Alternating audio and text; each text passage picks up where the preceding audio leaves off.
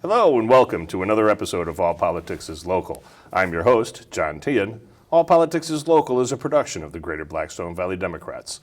For more information about the Greater Blackstone Valley Dems, feel free to visit our website at www.gbvdems.org. With me in the studio tonight is Tom Merolli of the the Metro Blackstone Progressive Action League. Tom, welcome to the show. Thank you so much for taking the time to be here tonight. Really appreciate it. Thanks for having me. You're very welcome. And so why don't you dive right in? Let's talk. What's the Metro Blackstone Progressive Action League all about? Well, back in the fall, at the very end of the 2016 election, a few of my more politically active friends and I heard something from Jon Stewart that actually really spoke to us, saying, you know, one of the reasons the Tea Party was so successful is because not only were they posting things on Facebook, going out and voting for candidates or knocking on doors, they were also running for the school boards. And we thought, you know, it's not often that millennials pay attention to local politics. So we're trying to change that and create a locally focused progressive organization for millennials, specifically in the Blackstone Valley. Terrific. Yeah, that's something that we did something very similar. That's where the Greater Blackstone Valley Dems came from. In the 2010 cycle, we were working on Richie Neal's campaign for Congress, back when District 2 encompassed Milford. And at the end of the election cycle, we felt like we had nowhere to go. So we formed our own organization and started with that. So kudos to you for having done so. What kind of successes have you had so far? What have you gotten accomplished so far? Well, it's a very new organization. We had a meeting about a month ago with some interested people in Mendon from a lot of the surrounding towns. We're working on creating a workshop about local government and reaching other people as well. So far we have a lot of very excited people and are looking to schedule more meetings. Yeah, the emphasis on local government, we talked about that before the show. I really do appreciate that because that's something that I say to my viewers quite often, is that the most impact that you have is during a local election. Most people only turn out for the presidential cycle, which is the reverse of what it should be. Local elections in the springtime, honestly, here in Milford, we're lucky to see 20% of our electorate come out and vote. So 20% of the electorate is actually picking our leaders for who's going to lead the town. It doesn't make sense to me because, like I said, your vote counts so much more. 1,000 extra people showing up at the polls in April can mean all the difference. Can mean all the difference with who's going to be leading the town, exactly. So, an emphasis on local governance. Not only that, but the town meeting style of governance here in Massachusetts is really, it's as much direct democracy as you can get. It's the most democratic form of government in the world, and that's what I've been emphasizing to people, is this is really where you have a chance to make your voice heard. Right. This isn't like the United States. It's not a representative republic form of government. It is direct democracy, especially in towns where there's non-elected town meeting members, where any town member can come to town meeting and vote. Here in Milford, we have the elected style of town meeting. I was a town meeting member myself for many years, but there's other towns where it's just any member of town can come and vote on the budget and say yes or no. To what's going on. And change the budget completely with just a motion. With a motion to change an article. Yeah, exactly. What is Mendon? Does Mendon have elected? Mendon is open. Okay. I know Hopedale's open. A lot of the towns in the area, I think, except for Milford, really are open town meeting form of government. Okay. And so you're working on getting people to participate in local government? Is that what you're doing? A lot of the local boards as well. I know there's a lot of opportunity there. Some of the boards actually don't even have quorum to decide things in a lot of these towns. And what I've been emphasizing to people is that, you got involved in the 2016 election. Bernie Sanders or Hillary Clinton really got you excited, and now you're looking for a way to continue that. Here's your perfect opportunity to do so. Great. So, what else are you working on as far as how you're working towards increasing participation? We're also trying to create a way of informing people about what's going on, because I think that a lot of times it's easy to find out information about how Congress votes down in Washington, but it's not as easy to find out how the state legislature votes or even how things happen in the town itself. Right, and we talked about the legislature earlier. One of the things that I would really like to see them do in an effort to be more transparent, I would love to see them institute roll call votes for every vote that they take. Definitely. Oftentimes, they just vote by acclamation, by voice vote, and whatever the voice vote says carries the day. Right. I think every vote they take should be actually recorded, and it should be publicly available within minutes of the vote having been cast. With the technology that we have today, there's no reason why not. And those are the types of things that we should be doing in order to be better able to hold our elected representatives accountable to the people. I mean, yeah, I think Massachusetts should have its own version of C-SPAN, really. Yeah, that would be pretty awesome too. Given the infrastructure that we have with our local access cable TV, like what we're doing right here, right now, there's no reason why we couldn't do something along those lines over local access or the PEG access channels, public educational and government. Right. That's what PEG access is all about. So, are you also going to be helping people to run for office? Yes, we are looking to do that as well. It's kind of a very engaging in different steps to lead up to this. First, we get people more involved in local government. Then we encourage them to run for office. We're looking at candidates who are progressive to run for local office as well. And when we find those candidates, throw our support behind them. Okay. Go out, knock on doors. Yeah, do the hard work. Yeah, the work. Yes. Yeah, do the hard work of organizing voters and turning them out at the polls. That's the most important thing you can do. Turnout is everything in any election, and certainly on the local level, you can have a big impact. Even the state representative encompasses all of Milford, 2 precincts in Medway, all of Mendon, and all of Hopedale. Right. Total number of registered voters in there, roughly 35,000. Like I said, a couple of thousand people can sway that. Even one neighborhood knocking on those doors can make a huge impact. Yeah, I know that when the casino was proposed here in Milford, I was personally opposed to it. I don't mind making a friendly bet on a football game, like, I'll bet lobster dinner. My brother and I frequently bet a lobster dinner on the results of the Super Bowl. Whoever loses has to cook the lobster dinner for the winner. I participate in a football pool. I do enjoy small games of chance with friends. But casinos, they are a rigged game. It's a professional corporation where the odds favor the house all the time. And the house wins all the time. That's why it's business. That's why they're in business. That's what they're doing, is taking people's money and selling them a pipe dream. And so I'm personally very opposed to casinos. We did a lot of work knocking on doors to defeat the casino proposal. Foxwoods came in wanting to build the casino. They spent $1.2 million advertising the casino. We raised about $32,000. So we were outspent 40-1, and we beat them 2-1 at the polls. It's because we went and knocked on doors. I know another example of that is in Mendon. They had that override vote having to do with the schools a couple of years back. And really, it was once we went out and knocked on doors and explained what was going on, people were like, wait a second, what? And really changed their minds right there at the door. Yeah, so it can have a big impact. It really does. I know that I've done some door knocking for various candidates. When Ed Markey was running for Senate, he was in a primary. And I was out knocking on doors, and I was talking to one woman, and she said, well, why do you support him? And I talked about how when he was first elected to the state legislature, they moved his desk. They got tired of him always being a thorn in their side, so they moved his desk out into the hallway. I remember that, and he cut a very famous commercial. He grabbed a camera crew and came in on a weekend and cut a commercial of himself sitting at his desk in the hallway. And he said something about how, they can tell me where I can sit, but no one can tell me where to stand.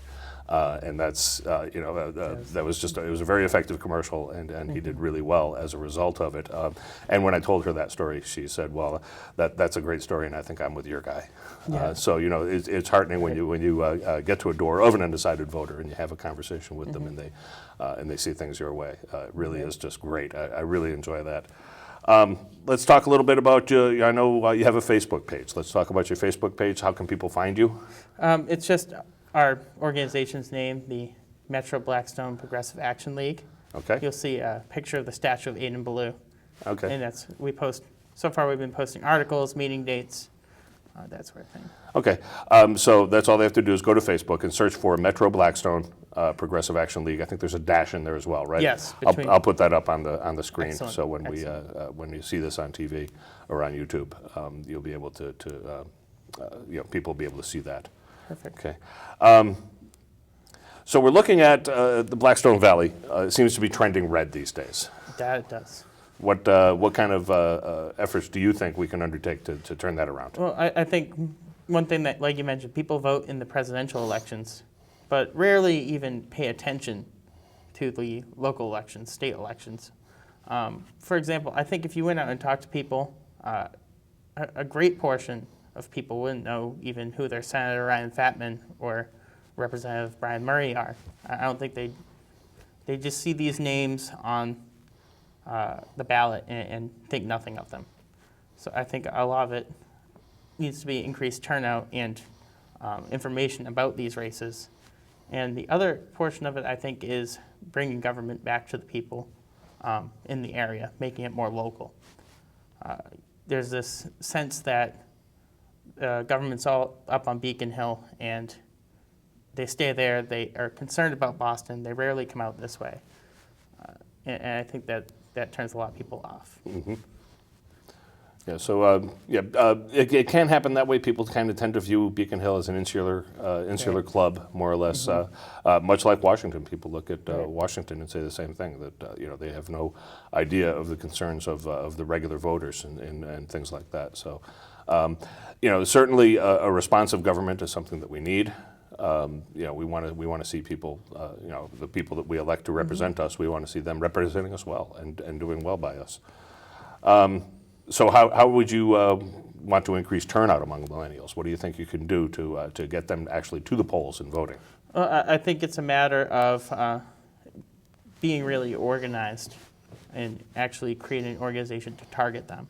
Because so often you have these giant voter lists generated by VAN and other such applications. Yeah, the VAN being the Voter Activation Network. Right. There's also Vote Builder. Vote Builder. Yeah. And a lot of times they only have landline phones, and the information is very out of date. A lot of these people fall through the cracks. Something that actually some savvy Bernie Sanders people invented was called face banking, in which you have an app that finds everybody on your Facebook friends list that likes a particular candidate. And you can chat them with this pre-made message telling them, hey, today's the election, go out and vote, or this date's the election, go out and vote. And it's kind of like phone banking, but it's a lot more direct. Uh-huh. It's people you're friends with, and you can even do it with people who are friends of people you're friends with. Excellent. And I think if we develop something sort of for local elections, I think that it would work quite well as well. Yeah, well, it seems like that would be something that's tailor-made for local elections. I mean, certainly, the people that are on my friends list on Facebook, I have probably about 300 of them. They're all political people. Some family members, but mostly the political people that I know here in Massachusetts. That certainly would be a great way to stay in touch. Absolutely. What about non-voters? That's one of the things that I really think. Only 58% of the country voted in the last presidential election. 42% of the eligible voters didn't vote. And look at the results. Right. It speaks for itself, the results. I think, a lot of people need to have a reason to vote. And there's so much cynicism about the entire process nowadays. I've often heard, and I don't think this is true at all, well, what's the difference between Hillary and Trump? I don't think that, I think there are huge differences between those two, but the fact that people could even think that, I think, speaks a lot about the general political process nowadays.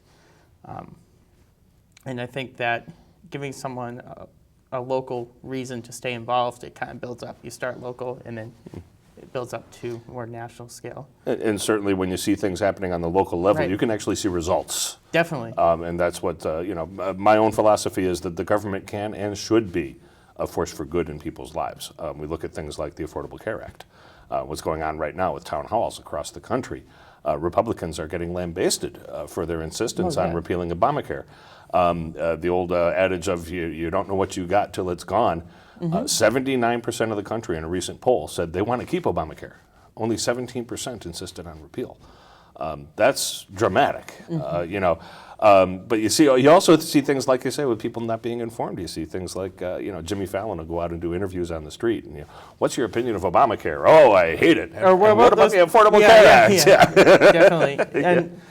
And the question is, why are people that uninformed about these issues? I think it's a failing of people on the local level not organizing enough. So the other thing too is I think that we've really had the Democratic Party has done a great job at talking to social issues and advancing on social issues the past several years, but I think that they're in many ways stuck on a sort of Clintonian triangulation strategy on economic issues. Yeah, the DLC way, exactly. The Democratic Leadership Council, the third way, Right. All of those things. Yeah, I never agreed with any of that. But for example, Trump at least talked to people's issues with NAFTA and the TPP, and Hillary did eventually as well. But I think it's rather telling that it was never liberal Hillary who's running against; it was crooked Hillary. Right. And I think that this idea that progressive economics doesn't appeal to people, I think, is a false one. Like for the example you said with the Affordable Care Act, right? People like it.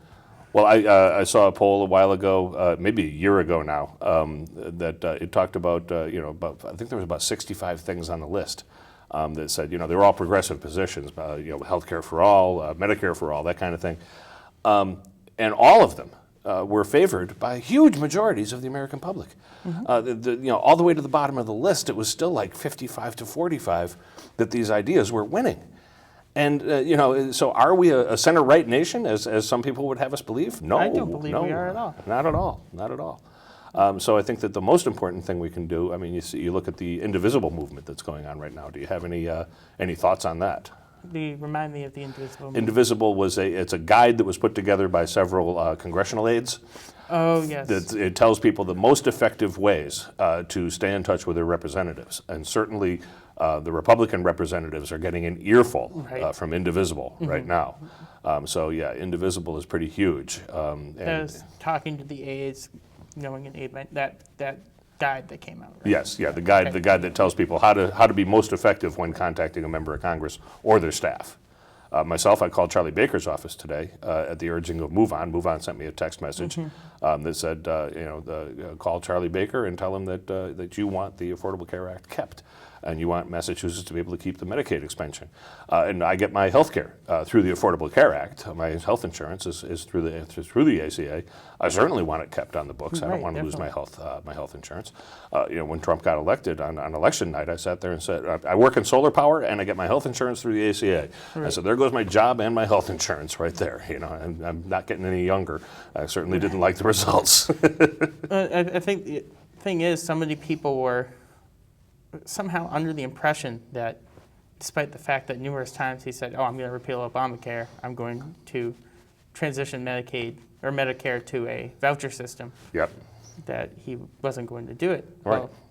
Now push comes to shove and he wants to do it. And people are upset. Yeah. My brother, the one that I talked about earlier, where we make bets on the Super Bowl, he's a Trump supporter. I can't even reason with him. It's really sad. He does things like he put up an article on Facebook and said that Trump's Muslim ban is the same thing Obama did in 2011. I posted an article from the Washington Post that refuted that, 6 points of difference between the two. And he posted back to me and said, well, there's your problem. You believe the Washington Post. And the next thing he posted was a story about how the Muslim travel ban had already worked, and that FBI had caught Fareed Muhammad or somebody, and they showed a picture of the FBI taking somebody into custody. Well, if you right-click and do a Google search for that image, it was the FBI taking a Latino man into custody in 2009. The article was a complete fabrication. It was made up. Where was it from? I don't remember. Breitbart? No. Something like something that, similar right. to Breitbart. He posts a lot of stuff from Breitbart and considers it gospel truth. And you know, I post things from the Washington Post, and he says, "Oh no, that's fake." So I mean, And it's just these news organizations have come under assault for so many years from the right. right. Their integrity, that the people literally won't believe anything from them. Right. Well, that's the 30 to 35% of the country that are just hardcore, Fox News viewers. They don't watch anything else. One of the things they brag about, the argumentum ad populum, that Fox News is the most watched network on cable news, so therefore they must be right. The reason they're the most watched is because all the conservatives watch, and liberals watch a variety of news sources, including Fox News. Right. So, And I think it's interesting when people criticize the mainstream media, yet they watch the most watched cable news network in America. It's this. yeah. It's insane. And they do things like, you want to talk about fake news, Tucker Carlson on his Fox News show the other day, he wanted to get one of the organizers of the Not My President's Day. On President's Day, they did the Not My President's Day protests across the country. And so he tried to get the organizer of that effort to come on his show. And naturally, she refused. She said, "No, I have no use in coming on your show to argue with you about any of this. I'm not going to do it." And he tried to get other leaders to come on, and they wouldn't come on. So what did he do? He booked an actor to come on and pretend to be one of the organizers. And naturally, this actor wasn't prepared to defend anything. Right. And it ended up that Tucker was just able to run roughshod over him with his gish gallop of nonsensical talking points. And from there, instead of Not My President's Day, it evolved into something else entirely, like LGBTQ rights. Right. And the guy wasn't prepared for that either. So It's theater, a lot of it. Exactly. It really is theater. Yeah. This was just total theater. He was an actor. He was being paid to be there, and paid to make himself look like a fool. That's fake news. And I don't get it. I don't get where.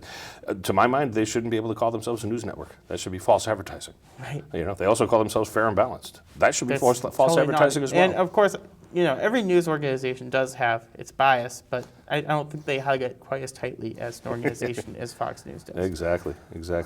Well, we have about 5 or 6 minutes left. Why don't we talk a little bit about the Trump White House and what they're up to? I haven't seen so many blunders out the gate ever, and I've been watching politics since before the days of Watergate. That's where I became really a political junkie, though, was in the days of Watergate. So, what's your opinion of what's going on in the White House right now? I think that anyone who's watching with a keen eye can see it's a mess. Yeah. First of all, right out the gate, the fact that he spent so much time even arguing about his crowd sizes at his inauguration. Yeah. Now, what non-issue Yeah. to focus on, but I think it says a lot about him as a person and the fact that his White House is very based around theatricality. Mm-hmm. He's running it like a reality TV show. Right. Just the way he's built up suspense for his Supreme Court nominee. Mm-hmm. I think a lot of it is he's trying to play up his personality, almost like a wrestling heel, know? Yep. And he likes to be the bad guy. He's relishing in it. Meanwhile, they are passing all of these things. Well, he hasn't really passed much legislation. He's passed a lot of executive orders. Executive orders, but Yeah. I feel like the fact that he's putting so much of the camera eye on his personality kind of distracts from a lot of those issues. Right. Well, that's what he's a master of, is being able to distract. The news comes out that his campaign was in contact with Russia throughout the campaign, and so he, squirrel, he comes up with something else for people to pay attention. Exactly. He puts out a tweet, and it's. I think the fact that the media is so ratings based, it focuses on these things, and it takes the bait, hook, line, and sinker in a lot of cases. Yeah. I mean, despite the fact that his approval ratings are sinking, I think most of his supporters still believe him over traditional media. Oh, absolutely. And I think that's telling. And that's part of the problem with Twitter is that it's unfiltered. He has an unfiltered direct line to his supporters, and that's really part of the issue that we have. I think you can almost view it as a bizarro fireside chat. Yeah. You know, he's a master of the new media. Right. I think the idea that the only thing he knows how to do is advertise. Mm-hmm. And I feel like that's what he's doing to great effect. Yeah. And speaking of his Supreme Court nominee, what happened the other day with, for one thing, they're running ads in favor of him on various cable channels. There's some organization that's running ads in favor of Neil Gorsuch on various cable channels. Have you ever seen anyone run ads supporting a Supreme Court nominee? No, no, that's really bizarre. Right. He doesn't belong on the court. Absolutely not. To my mind, the Democrats in Congress should insist on a vote on Merrick Garland and no one else. You can vote on Merrick Garland, and then we'll talk about anybody else on the Supreme Court after that. Trump on Inauguration Day actually took out papers to run Again. In the 2020 cycle. Right. Mitch McConnell, when Antonin Scalia died, Mitch McConnell said, well, we're in the middle of a presidential campaign. Right. So we shouldn't let the president decide because the American voters need to decide.